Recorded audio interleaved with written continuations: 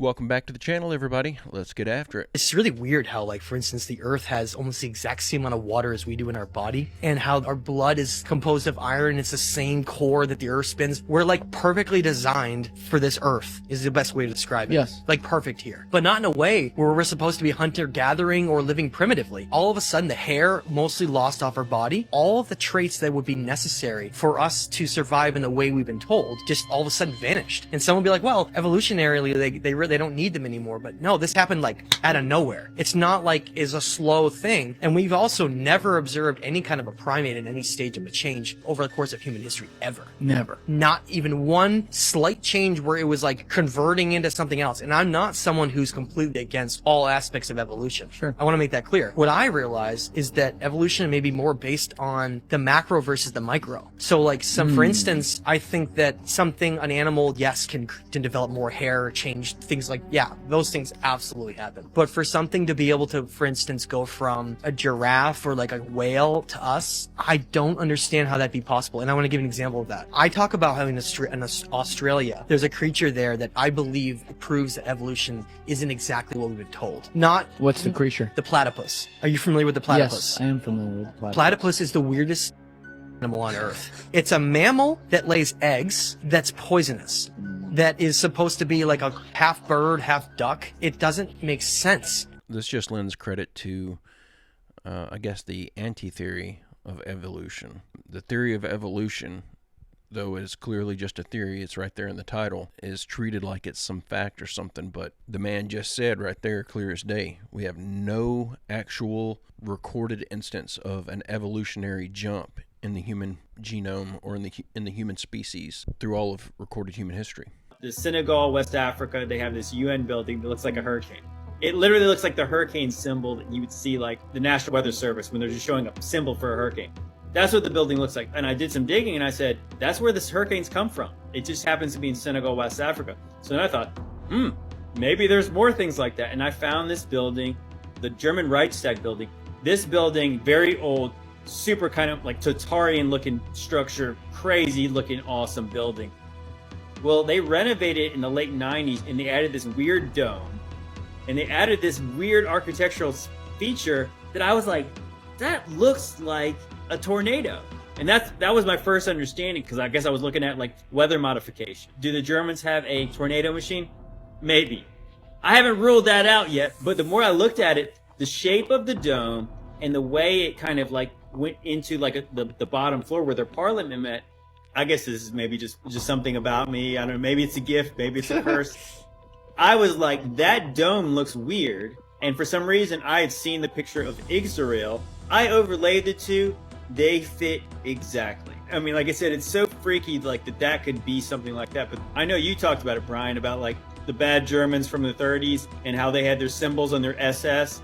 And some of the symbols had something to do with Norse mythology. Yep, sure did. In fact, they even had Thor was on one of the SS rings. So I thought that was going into like a weather modification video, but apparently it's just pointing out that right in plain sight, there they go again, building these crazy structures that would indicate that our world is not shaped the way they say it is. It's interesting, and even though it doesn't convince me that we're living on a flat plane or anything like that, and that this symbolism right here actually represents the way the world actually truly works, it is interesting to see them put this type of money into building these things. Somebody somewhere believes this stuff is true. Somebody with money believes this stuff is true. I mean, there were castles and big, massive buildings in America before Columbus in 1492, and that whole story, before he even got here. So if there were already all these massive castles, massive buildings,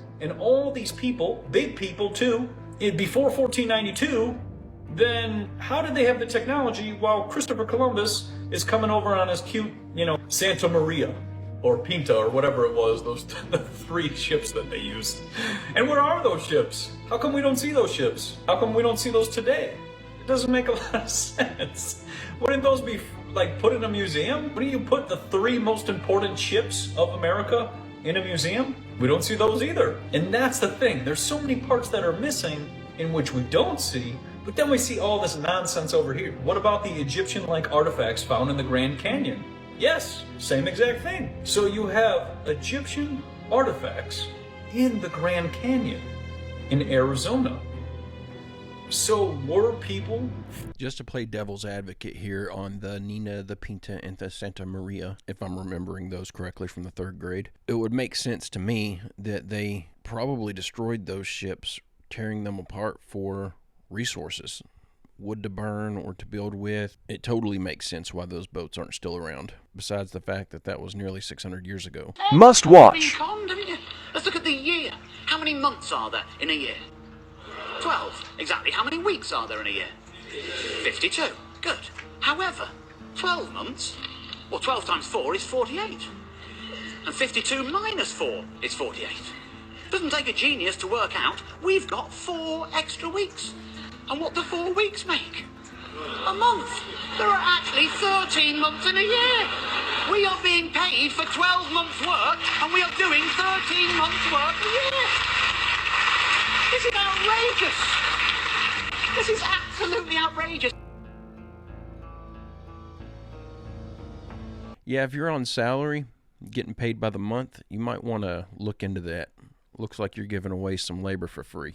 Hey, if you're enjoying this video, I make a new one just like it every single day. It'd be awesome if you'd hit that subscribe button and come back tomorrow to join me. I have some interesting UFO-related headlines this week, claiming that we might actually know the origin of those unidentified metallic spheres which have been seen all around the world. These claims are coming from a brand new interview with Sean Kirkpatrick, the face of the Pentagon's UFO program, who recently retired in December of 2023, shared this info on the newest episode of In the Room with Peter Bergen. I have to tell you the way more interesting stuff that he talked about first. Okay, so this is kind of the overall conclusion that he came to in his time working for Arrow. He claims that everyone is just regurgitating the same deceptive story, claiming that about 12 UFOs were recovered between the years 1940 and 1960. These materials were given to a private company, which led to the cover-up, which caused issues when years later the US government wanted oversight over those materials. According to Kirkpatrick, the real problem here, the top secret game of telephone that has been going on for decades, getting more and more embellished as we go on. He claims that all the UFO stories and the rumors can all be traced back to less than a dozen people.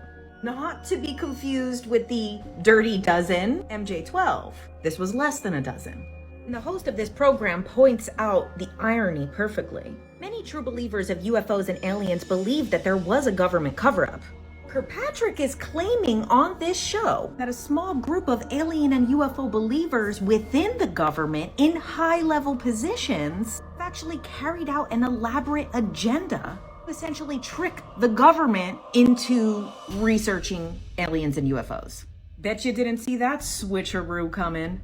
That when his office followed the info, everything came back to ex-Senator Harry Reid and his friend Robert Bigelow. This fewer than a dozen people included people connected to the DIA, Congress, private corporations, which have been influencing this story, and he claims has directly influenced whistleblowers. Now, I get the feeling Sean Kirkpatrick does not like David Grush very much. He says that a small group has influenced Grush. He said it could have been misinterpretation, but he believes that Grush has fallen to the influence of these people and their false narratives. And Kirkpatrick says that Grush never spoke to AARO and that everything he knows about his situation is through the media only.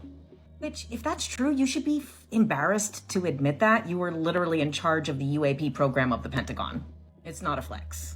But what I found very interesting is him talking about David Grush being influenced. Now, if you made it this far into the video, here's a little treat for you. An unreleased part of my interview with Stephen Greer about David Grush.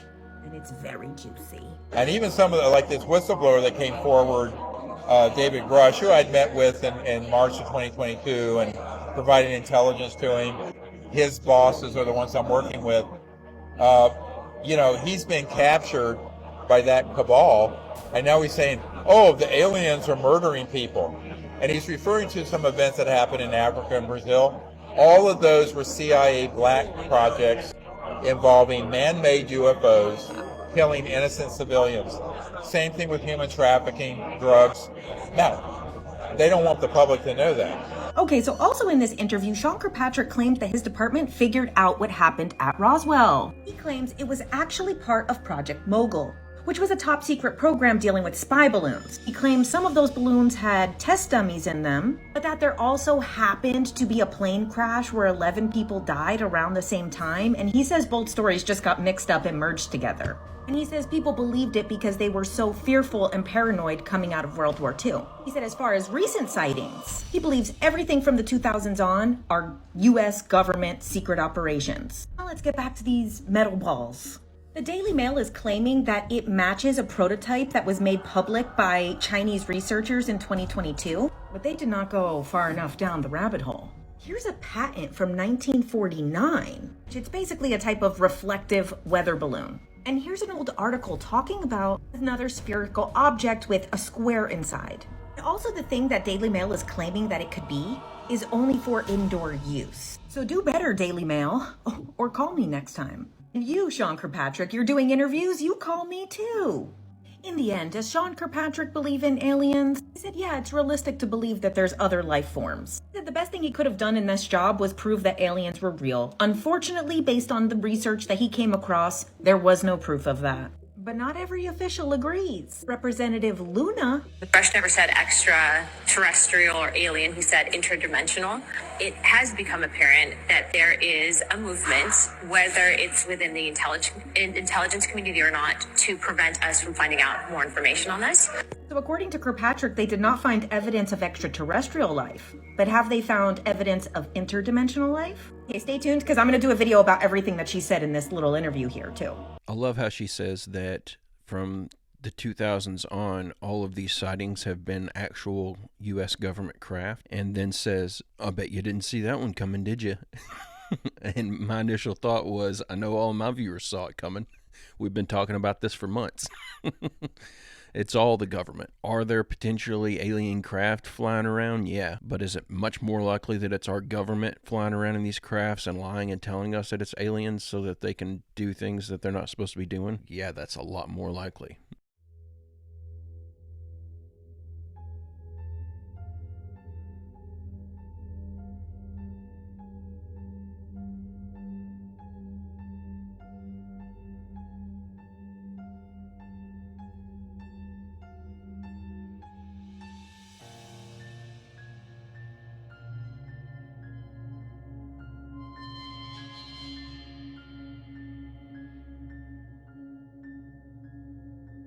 I just thought that was fascinating. We just saw yesterday in yesterday's video what these things were potentially used for, to create energy that they could store in the battery. And then to see just how prevalent these things are, how many of them there are. You know, after I saw this, I Googled it, and I bet I went through 5 or 6 pages of Google looking at these things before I come across a duplicate photo. There's just millions of them, it seems like. Anything in which you believe, just go look it back up. It's the best thing you can ever do.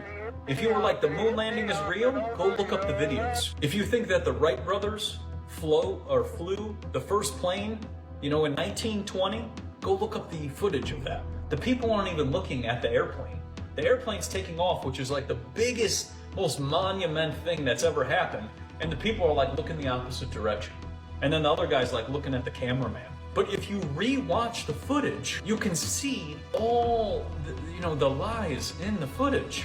Even stuff with the wars. Start looking at the footage. World War I, World War II. Start looking at footage. Go look up pictures from the Civil War. Everybody's staged. People are just standing around taking photos. There's no actual war pictures. So you're taking pictures and you're doing all what you're doing, but there's no actual footage of what's actually happening. And the thing is if the war did occur, the Civil War, wouldn't you have tons of footage? Wouldn't someone be out there taking cameras? When the camera first came around, everybody was out videotaping their friends. You know, their friend would like jump off a bridge and they would like literally videotape them. If they did try to take a picture, maybe it would be a little blurry, but you would get one person. Okay, there's so much about this I feel is just stupid. Like, the camera wasn't that prevalent back then. It wasn't like everyone was walking around taking photos during the Civil War. We've got tons and tons of documentation because men were writing letters back home to their wives and their girlfriends and telling them what they were experiencing in the war. So to say that the Civil War didn't happen and that it was all staged is absurd. Woman right there, convicted of stabbing her boyfriend to death, only gets a slap on the wrist. She faced the possibility of life in prison for stabbing him 108 times. But the judge ruling that she had no self-control while in a cannabis-induced psychosis. Todd Pyro is live in the studio with the shocking details. Todd. This is a head-scratcher, Ainsley. The judge is sentencing 32-year-old Bryn Speecher to 100 hours of community service, 2 years probation, and the big one, no jail time. She broke down in tears after a jury convicted her of involuntary manslaughter last month. California judge claims she had no control over her actions after stabbing the victim, Chad O'Meala, 108 times. Psychiatrists in the case claim the incident was, quote, 100% caused by cannabis-induced psychosis after the 32-year-old took 2 hits from the victim's bong. She expressed remorse during closing statements, saying, quote, I wish I had known more about the dangers of marijuana. Had I known, I would never have smoked it that night or at all. O'Malia's family shocked and angry over the sentencing yesterday. The victim's father accusing the judge of being biased, saying, quote, he just gave everyone in the state of California who smokes marijuana a license to kill someone. The woman and the victim were dating for only a few weeks before his death in 2018. Police arrived on scene to find Speecher in a pool of blood near the victim's body. She also attempted to stab herself in the neck before being taken away. Cannabis-induced psychosis is not a thing. This girl just got away with ending her boyfriend's life. That's extremely upsetting to see. And it's not only that, and I don't want to get into like too much personal stuff here, but I know for a fact you can't smoke so much that you're going to turn around and stab somebody 108 times, and she was already thinking about doing that. All these planets going around the sun, right? Mercury is the one closest to the sun, and then Venus is going this way, and then Earth is the third one, third rock in the sun, and then Mars, right? It takes a year to go around the sun. Takes a year. Takes 6 months to get to the sun. This is what they're telling us. Our planet is going around the sun. It's daytime on the part of Earth that's facing the sun. There's no way this side of Earth is nighttime when the sun is on the inside. Nighttime is always on the outside. Right. It's always on the Right, outside. right. So we're looking like, so if I'm right here. Right. Right. We're looking at the nighttime, Yeah. and all the stars over here Right. on this side of the room. Right, right. But on the other side of the sun, there's a bunch of other stars, right? Right. Right? Okay. I could only see this side of the universe. Okay. Right? But when in 6 months, when I'm on this side, I could only see at night. It's only night when this side is facing out. So I only could see this side of the room, right? So we got all these stars over here that we're seeing at night. All right. 6 months later, we're seeing all those stars, right? Right. And then 6 months later back, we're seeing all those stars, right?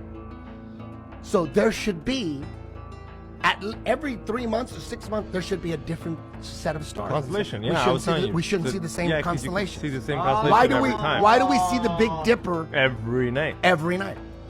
Werner von Braun was Hitler's right-hand man. He was his rocket scientist, and after World War II, the United States took about 1,200 Nazi scientists, including Operation Paperclip.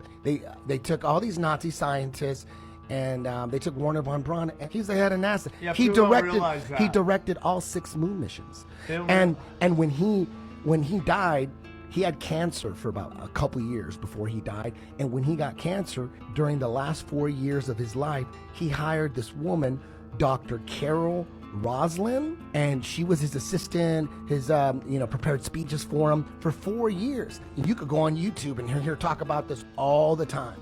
She said that he told her they're creating enemies. They need to create enemies. There's going to be terrorists from the Middle East, and then there's going to be the threat of an asteroid. They need, according to Werner von Braun, like a crisis. They need a crisis. They need a reason to start a Star Wars project, like a weaponized space. And Werner von Braun told Dr. Carol Roslin, look that shit up. She'll tell you right out of her mouth. She said that he told her over and over again, the final threat is a fake alien invasion, and it's going to be a lie.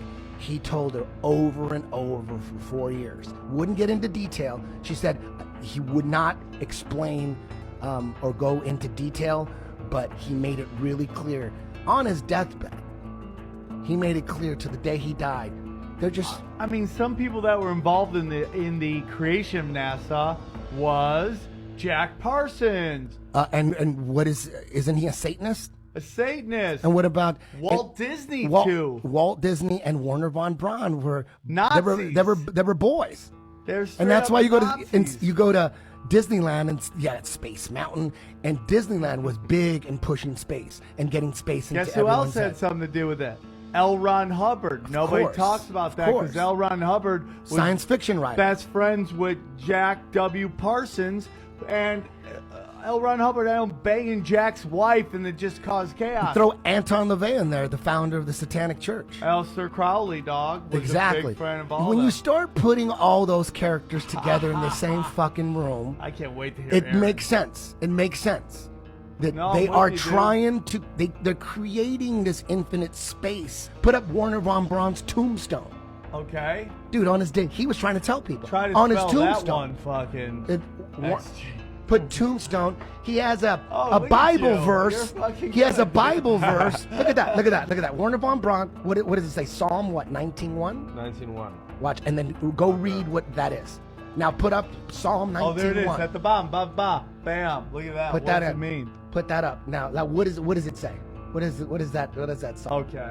This is coming from the dude who faked 6 moon missions. Look at that. So the heavens declare the glory of God, and the firmament sueth. The firmament. The firmament sueth his handiwork. Now the firmament, that's the dome. That's what separates the heavens from earth, or the waters from above and the waters from below. That's the firmament. That's the dome. That's when flat earthers believe in a dome. They're actually talking about the firmament. Shut which is on the up, Bible. dude. That was on Werner von Braun's tombstone. Get the fuck out of here, right? Look at that. dude. Shut up. The heavens declare the glory of God, and the firmament sheweth his handiwork. That's what Werner von Braun put on his tombstone? Get the fuck out of here. That's a deathbed confessional right there. That's a death. The guy who faked 6 moon missions dude. put that shit on his tombstone. Oh my God! Is a structure above a conceived as a vast solid dome. And that's what Werner von Braun put on his tombstone, dude. Come on. Aaron, that looks like the fucking There's Hollywood an Bowl. underworld too. There's an underworld right there. They're lying to us about space, man. That's. I'll never. What go is on back the to other it. side of the dome? Heaven of the heavens. That's what it says. What is that? No one knows. You know, people say, well, where's the proof of flat Earth? Like, dude, we're not the ones with all the NASA $18 billion budget. You know what I mean? We don't have to prove shit. You have to prove what you ram down our my throats God, as dude, children. you're blowing You know what I my mean? mind. All we're doing is breaking down what you're saying. We don't have to prove. You know, we don't have any equipment. We can't. How are we going to prove it? But you know blowing my one. You know one thing that we can prove that I know for sure is that most of the Earth is water, right? Yeah. 70-80%. Yeah. And water always finds its level, man. The only thing that's holding them together is the theory of gravity. No proof. All that's proof is this is more dense than the medium around it. What about a helium balloon? Helium balloon ain't gonna go down. It goes up. But it defied gravity? No. Helium is less dense than the air around it, so it rises. You drop a boulder in the ocean, it sinks right to the ground. You drop a beach ball in the ocean, it stays right there at the top. Air in that ball is less dense than the water. Gravity is so strong that it's holding oceans stuck to a ball, but it can't hold a fucking helium balloon. Water always finds its level, and water always conforms to the interior of a container, not the exterior of a container. So all that, like we're on a ball and the oceans are conforming to the outside of the ball, and then there's this mystical, magical, powerful force, gravity, holding it together. So wait a minute, we got inertia that's trying to fling the water off the ball as it spins 1,000 miles an hour, but then the gravity is fighting. There's a battle between the inertia and the gravity, but there's no sign of this battle. There's no sign of like inertia battling gravity. Gravity, can't lose to the inertia because then the water will just fling off like a spinning tennis ball that's wet. I know that was long. Those of you who sat through it, I appreciate it. What I gathered from that as, in my mind, the most pivotal point was Wernher von Braun stating for 4 years to this nurse that NASA's end game plan was a fake alien invasion. And look what we see here. Right as a lot of people are starting to wake up and realize that they've been lied to their entire life about almost everything, and people are starting to research, and we got the power of the internet now. Groups are starting to form. It's like their Hail Mary. It's like their end of days, last-ditch effort to attempt regaining control. That's what it feels like.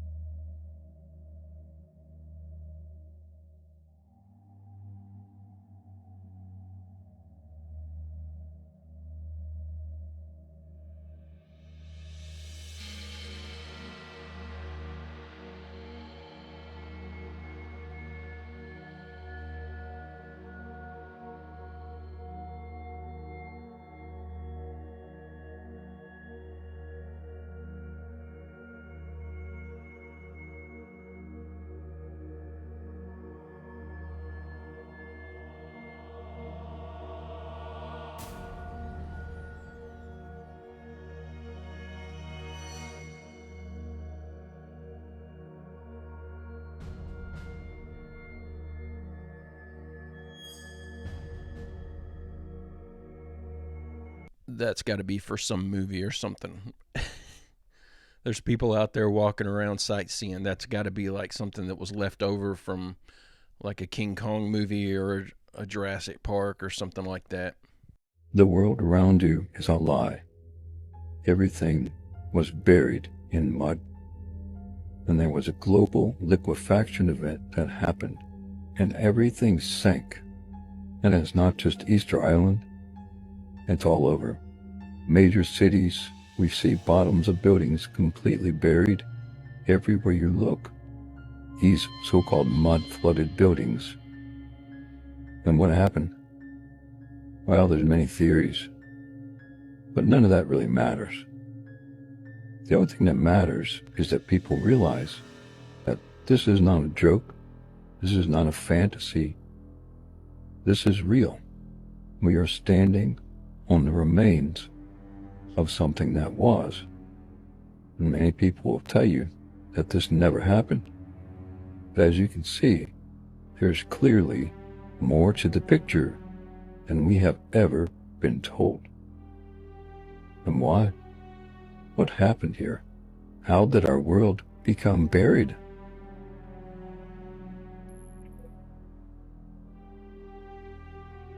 All right, so I can definitely get behind the mud flood theory because there's just overwhelming amount of evidence out there for it. The one thing that I want to differentiate between is, like this video, in the description of the video, the claim is that this was all done intentionally using some sort of a frequency weapon. I don't think that's the case at all. I think this is a result of a pole shift or some cataclysmic event that just buried everything in mud. I think that when the population was reset a long time ago, I don't think it was intentionally done by man. I think it was unintentional, and we didn't even see it coming. But that's the end of this video today, guys. I hope you enjoyed the clips that I put together. I know that one was pretty long. I'll try not to put stuff in there that's that long. That was like, let's see. Yeah, that clip with Eddie Bravo was 8 minutes long. So if it's something you're not interested in and you skip it, well, there goes like a third of the video. Also, if it's a really, really good video like I felt like that one was, then I'm going to stick it in. So that's why I put that one in there. But I'm going to go ahead and call the end of the video here. I will be back tomorrow with another one like I always am. I hope you guys come back to join me. Have a great, safe, fantastic day, and I will see you tomorrow.